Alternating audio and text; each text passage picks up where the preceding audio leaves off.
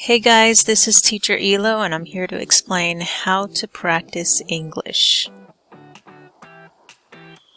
Alright, so besides how to practice English, sometimes we need to know when should we practice. So every day you should practice English, and here are 3 ways to practice English. Alright, so in class I always tell my students to practice English, and I realize, maybe they need to know some examples. So here are some examples I have. You want to maybe use an app, right? So download an app. There are so many free apps out there that give you so much practice, and there's just so many different styles, so you need to find an app that you like. You might ask a friend or ask a classmate what apps they use, maybe practice and see if you like them. And with apps, you have the ability to download a free app. If you don't like it, you just erase it, and that's all. You don't have to pay for anything. There are different kinds of apps. There are games, quizzes, reference programs, so many styles.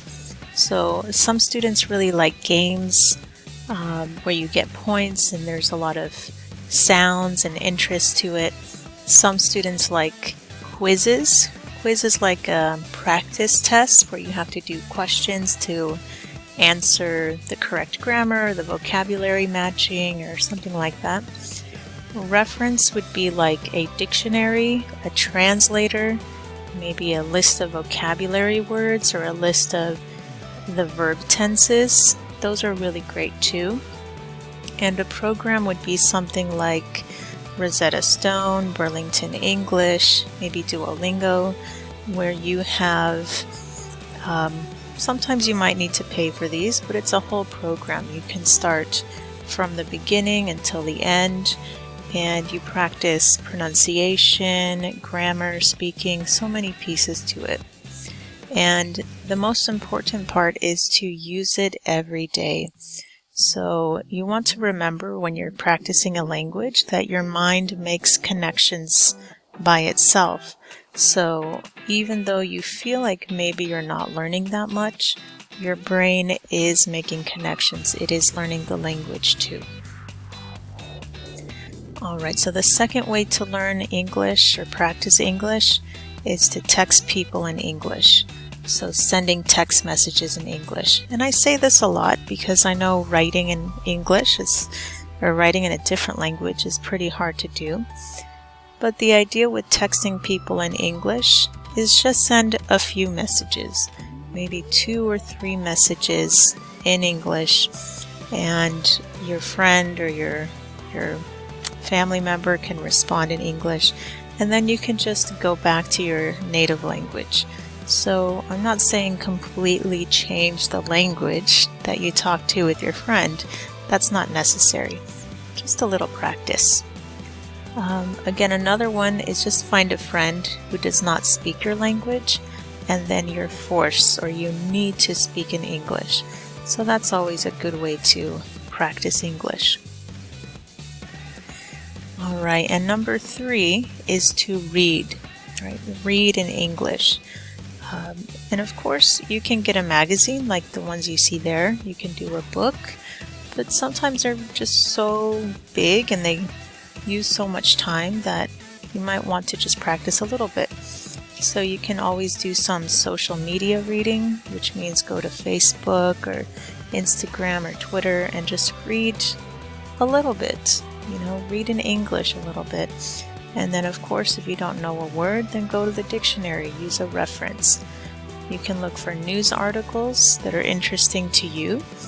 I know sometimes in school, in class, we have to read articles that are maybe not interesting to all the students, and because you're not interested, you might not follow along. But if you find something that you like, then that's more helpful. So I like to read a lot of, like, cooking is something I've been reading lately. I like to learn about like psychology and world news. So anytime I read those articles, I'm interested, so I'm not bored. So try to find something that you like. Another thing to read, this would be on the internet, would be like a lifestyle blog, which is like a website where somebody writes about like cooking or maybe fixing cars or architecture. So different lifestyle, maybe healthy foods, right?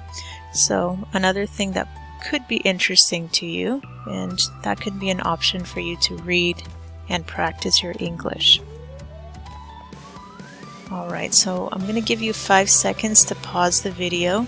This is a quick practice with true or false.